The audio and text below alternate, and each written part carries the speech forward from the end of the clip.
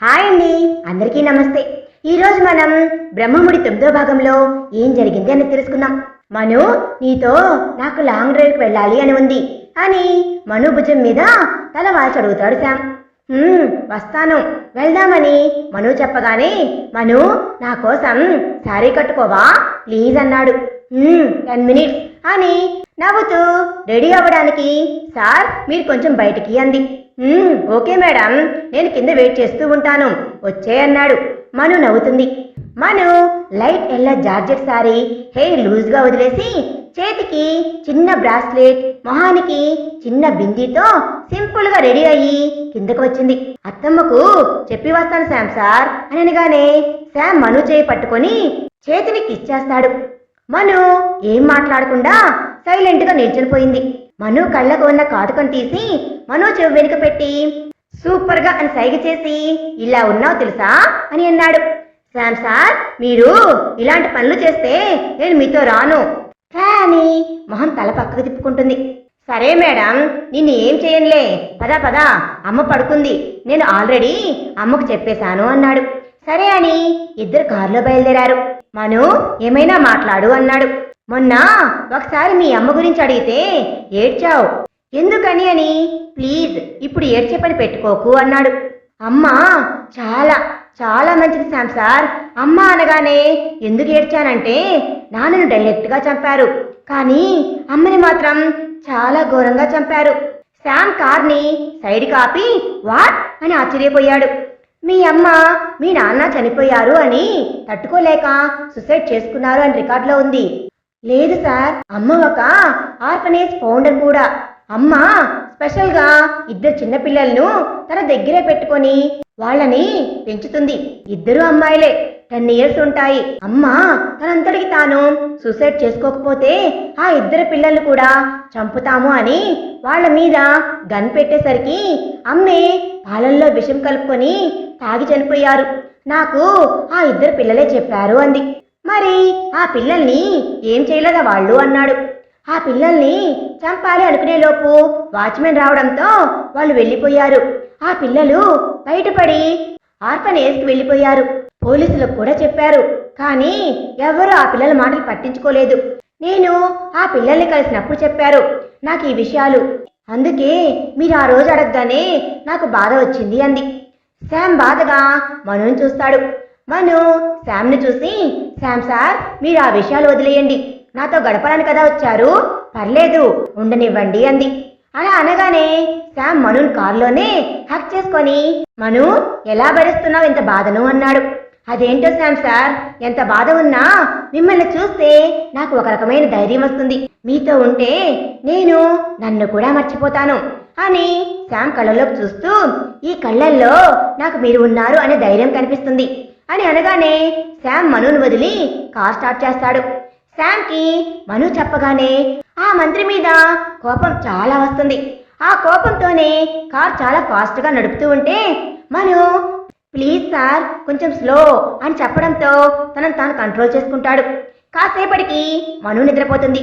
Sam car వేగం పెంచి కార్ని ఒక దగ్గర ఆపుతాడు. మను బాగా నిద్రపోవడంతో తనను లేపడు. శామ్ కూడా నిద్రపోతాడు. కాసేపటికి మను లేచి షాక్తో శామ్ సార్ శామ్ సార్ అని నిద్ర లేపుతుంది.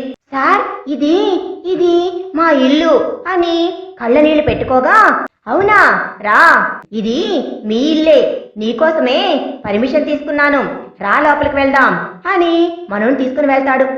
మను తన ఇంట్లో ప్రతి ఒక్క ప్లేస్లో ఉన్న అనుబంధం గురించి శామ్కి చెప్తూ, తన రూమ్ని, వాళ్ళ అమ్మా నాన్నల రూమ్ని అన్నీ చూపిస్తూ, వాళ్ళ నాన్నను అమ్మను చంపింది గుర్తుకు చేసుకొని ఏడుస్తూ వాళ్ళ అమ్మా నాన్న రూమ్లో కింద పడిపోతుంది. మను ముఖం మీద నీళ్లు కొట్టి మనుని లేపి తన వెంబడి ఇంట్లో నుండి బయట తీసుకుని వస్తుంటే, మను హాల్లో ఉన్న వాళ్ళ అమ్మా నాన్న ఫోటో దగ్గర, నాన్న అమ్మా మీ అల్లుడు నాన్న అని కన్నీళ్లు పెట్టుకుంటుంది. శామ్ కూడా మను వాళ్ళ అమ్మా నాన్న ఫోటోకు దండం పెట్టి, మను వెళ్దామా అన్నాడు. వెళ్దాం సార్, మీకు ఇంకో విషయం కూడా చెప్పాలి అంది. చెప్పు మను అంటూ మనుని చూస్తాడు. సార్ మీరంటే నాకు చాలా చాలా ఇష్టం అని శామ్ని హగ్ చేసుకుంటుంది. శామ్ ఆనందానికి అంతే లేదు. మను నాకు తెలుసురా పద అని తీసుకుని వస్తుంటే మను ఒక్క నిమిషం అని లోపలికి పరిగెత్తి వాళ్ళ నాన్నకి తనకి మాత్రమే తెలిసిన ప్లేస్లో ఉన్న వాళ్ళ నాన్న డైరీని తీసుకుని వచ్చి పదండి సార్ అని బయటకు వస్తారు. ఏంటది అన్నాడు. నాన్న డైరీ, నాన్న జ్ఞాపకాలు అని అంది. ఓహో ఎందుకు తెచ్చావు అని అన్నాడు. ఊరికే అంది. సరే పదా అని కారులో శామ్ మను ఇద్దరు వెళ్తూ ఉంటారు. శామ్ మను చేతిలో ఉన్న డైరీని చూస్తూ ఉంటాడు. మను ఏమైంది సార్ అని అడిగింది. ఏం లేదు మను, అవును ఇందాక మీ ఇంట్లో నేనంటే చాలా ఇష్టమని చెప్పి నన్ను హగ్ చేసుకున్నావు, అది నిజమేనా? నేనంటే అంత ఇష్టమా నీకు అన్నాడు. చాలా ఇష్టం మీరంటే నాకు అంది. మరి ఎందుకే నన్ను అంతలా ఇబ్బంది పెట్టావు అని బాధపడతాడు.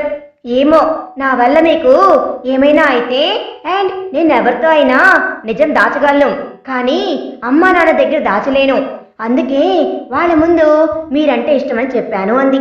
అవునా, అంటే ఇక్కడికి రాకపోతే ఎప్పటికీ చెప్పేదాన్ని కాదా అన్నాడు. ఏమో అని ఆశ్చర్యంగా పెట్టింది. మను ఎలాగో నేనంటే ఇష్టమని చెప్పావు, ఆ 3 ముక్కలు చెప్పరాదు అని అన్నాడు. మను సిగ్గుపడి చెప్తాను, టైం ఉంది దానికి అంది. అదేంటి అని ఆశ్చర్యపోయాడు.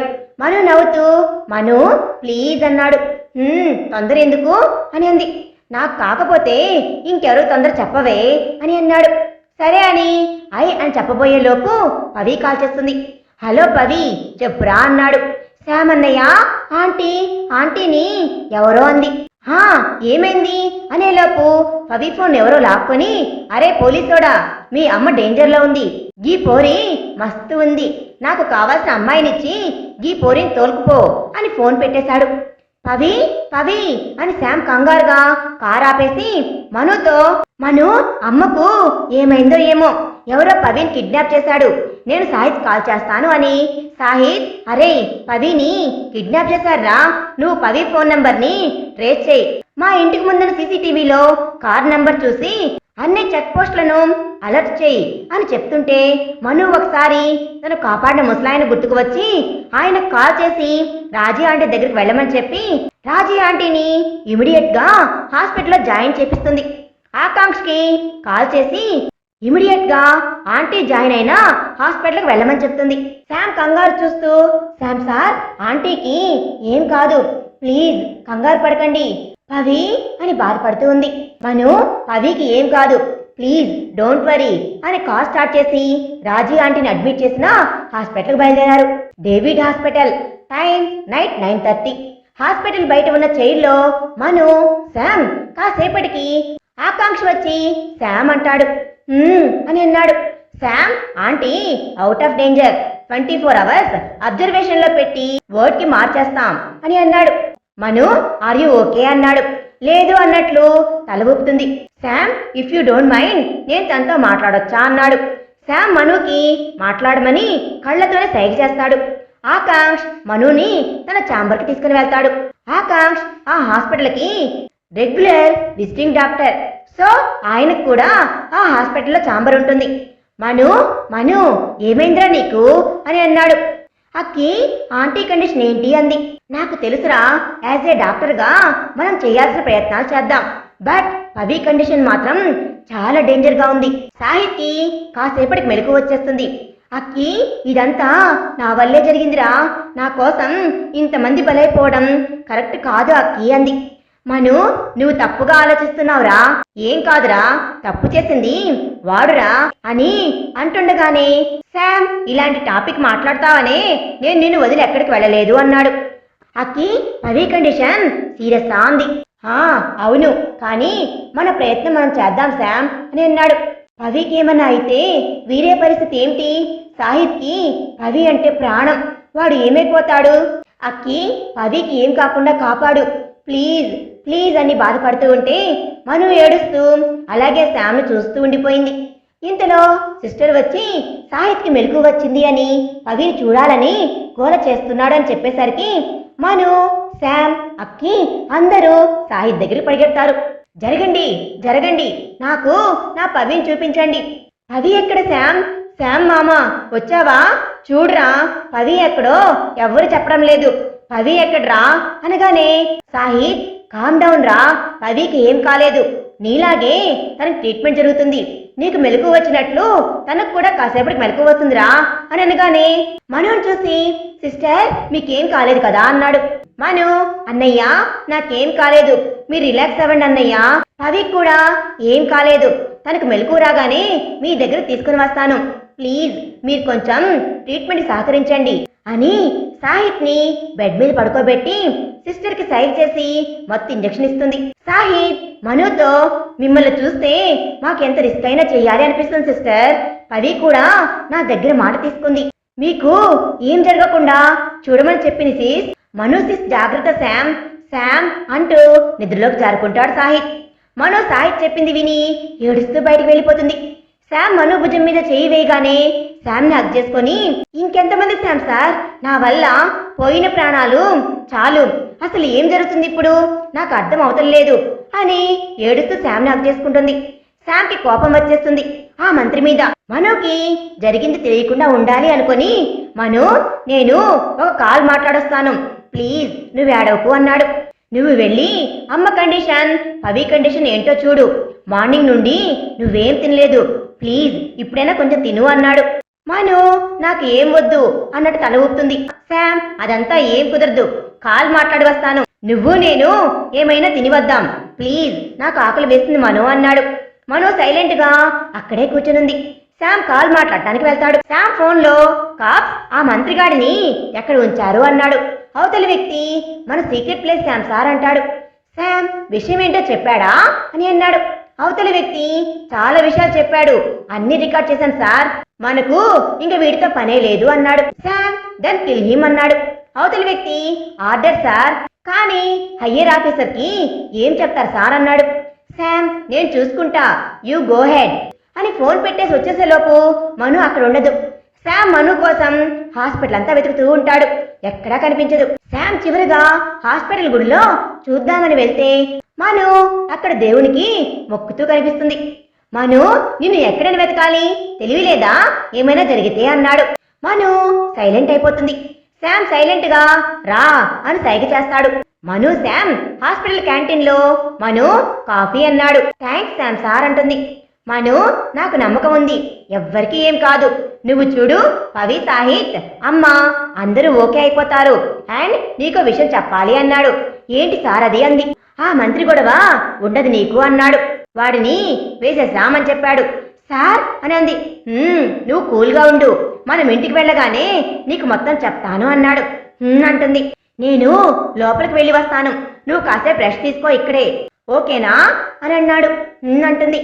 మను శామ్ వెళ్ళగానే ఈ హడావిడిలో పడి నాన్న డైరీ చదవనే లేదు అని అనుకొని తన బ్యాగ్ లో ఉన్న డైరీని తీసి చదువుతూ ఉంటుంది. వాళ్ళ నాన్న మాట ఇచ్చినా వాళ్ళు కూడా రాజీ ఆంటీ అని తెలిసి కళ్ళల్లో నీళ్లతో హాస్పిటల్ లోపలికి పరిగెత్తు వస్తుంది. శామ్ కి అప్పుడే అక్కి పవి కూడా డేంజర్ లేదు అని రాజీ ఆంటీని కూడా వార్డుకి షిఫ్ట్ చేస్తామని చెప్పగానే శామ్ సంతోషంతో మనుకు చెప్పాలి అని అనుకోగానే మను పరిగెత్తుకుంటూ సమర్థ్ సమర్థ్ అని పిలుస్తూ శామ్ ని గట్టిగా హగ్ చేసుకొని శామ్ నుట్టి మీద ముద్దు పెడుతుంది.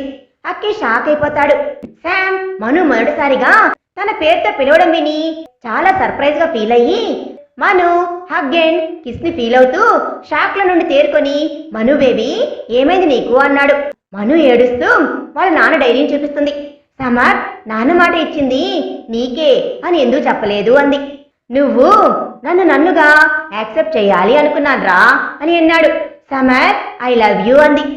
I love you too baby, నువ్వు ఆనందంలో ఇది హాస్పిటల్ అనే మర్చిపోయావు. అక్కి చూడు షాక్ కొట్టిన వల్ల ఎలా చూస్తున్నాడో, అందరూ మనల్ని చూస్తున్నారా అని అన్నాడు. మను శామ్ చెప్పగానే శామ్ ని వదిలి అరే అక్కిగా నార్మల్ గారా చచ్చిపోయేటట్లున్నావు అని అక్కికి చెప్తుంది. అక్కి మనుని చూస్తూ నవ్వుతూ నువ్వు ఇచ్చిన షాక్ అలాంటిదే అండ్ నీకో గుడ్ న్యూస్ అన్నాడు. ఏంటి అంది. పవి అండ్ రాజీ ఆంటీ ఇద్దరు అవుట్ ఆఫ్ డేంజర్, ఇద్దరు ఇప్పుడే వార్డుకు షిఫ్ట్ అయ్యారు, వెళ్ళి చూడండి. అమ్మా మను ఇది హాస్పిటల్ అమ్మా, మీ ఆయన నీకే సొంతం, మీ ఆయన్ను ఎవ్వడు ఎత్తుకుపోడు, కొంచెం చూడమ్మా అన్నాడు. అబ్బే అక్కిగా నా మొగుడు నా ఇష్టం రా, నువ్వు నీ పని చూసుకోపో అని అంది. అంతేలే అనగానే మను అక్కిని హగ్ చేసుకొని అక్కి థ్యాంక్స్ రా, నువ్వే లేకపోతే ఆంటీ పవి మాకు దక్కే వాళ్లే కారు అని అంది. హే మను, నువ్వు డాక్టర్విరా? ఇంత సెంటిమెంట్ అయిపోయావు. నాకు నువ్వు చెప్తుంటే నా కళ్ళలో నీళ్లు వస్తున్నాయి. పోయి ఆంటీ వాళ్ళని చూడు పో అని కళ్ళు తుడుచుకుంటాడు. శామ్ మను ఇద్దరూ పవిని రాజీని చూడ్డానికి వెళ్తుంటే అక్కి వాళ్ళని చూస్తూ మనసులో, మను నువ్వు ఇప్పటికైనా హ్యాపీగా ఉన్నావురా, థ్యాంక్ గాడ్. నా మనుకి ఇప్పటి వరకు పడ్డ కష్టం చాలు, ఇంక ముందైనా సంతోషంగా ఉంచు అనుకొని వాళ్ళ రూమ్లోకి వెళ్లే వరకు చూస్తూ ఉండిపోయాడు అక్కి. మరి తర్వాత ఏం జరిగింది అనేది మనం నెక్స్ట్ పార్ట్లో తెలుసుకుందాం. ఈ వీడియో మీకు నచ్చినట్లయితే ప్లీజ్ లైక్ చేయండి. మీ విలువైన అభిప్రాయాన్ని కామెంట్ రూపంలో తప్పకుండా తెలియజేయండి. కొత్తగా మన ఛానల్ చూస్తున్నట్లయితే సబ్స్క్రైబ్ చేసుకోండి. Thanks for watching.